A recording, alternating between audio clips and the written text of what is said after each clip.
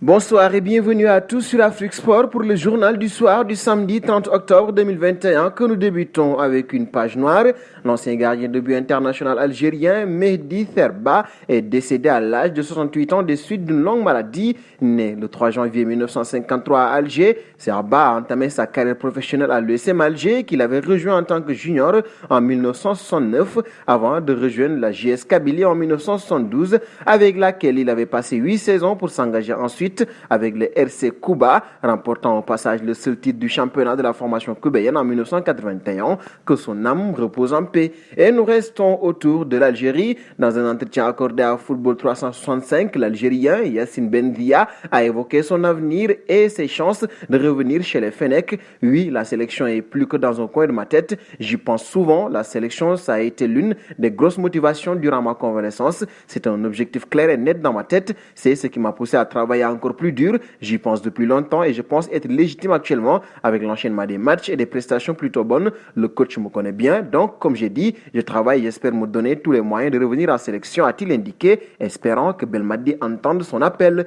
Un pas du côté du Burkina Faso. L'international burkinabé Préjus Nakoulma a décidé de mettre fin à sa carrière de footballeur. Son club depuis sa très récente aventure avec l'AS Sotron avec lequel il a signé le 12 octobre 2021. L'ancien joueur du FC Ouagadougou va arrêter sa carrière à 34 ans. Il aura connu plus de 10 clubs avec des passages en Pologne, en Turquie et en France. Avec le club de Nantes, il aura fait une excellente saison 2017-2018 avec un total de 9 buts en 29 matchs. Sélectionné à 52 reprises avec les étalons, il aura inscrit 13 buts. Le meilleur souvenir que ses compatriotes retiendront de lui restera sûrement son parcours avec le Burkina lors de la CAN 2017. Un saut en Italie désormais. Quelques mois après son arrêt cardiaque, Christian Eriksen n'a toujours pas rejoué avec l'Inter de Milan. Le Danois pourrait quitter le club. La fédération italienne de football refuse que le milieu de terrain retrouve les pelouses de Serie A avec ce DAI, comme l'a précisé Francesco Braconaro, directeur de la FIGC. Pour l'instant, Eriksen ne pourrait pas être autorisé à jouer si le dic du joueur est retiré parce que la pathologie a été résolue. Il pourra revenir à l'Inter, avait-il déclaré en août. Christian Eriksen pourrait donc décider de quitter l'Italie afin de retrouver les terrains au plus vite.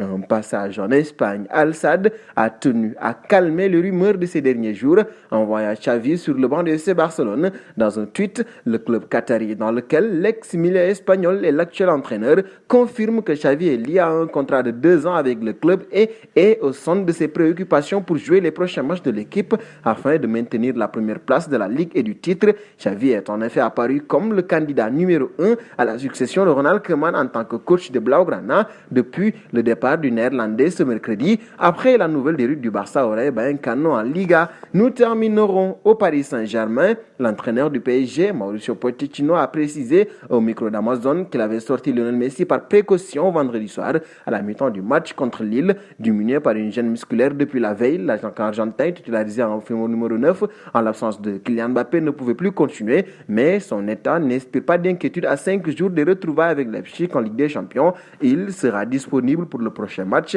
a assuré Pochettino. Nous arrivons donc au terme de ce journal du soir que nous bouclons avec notre question du soir.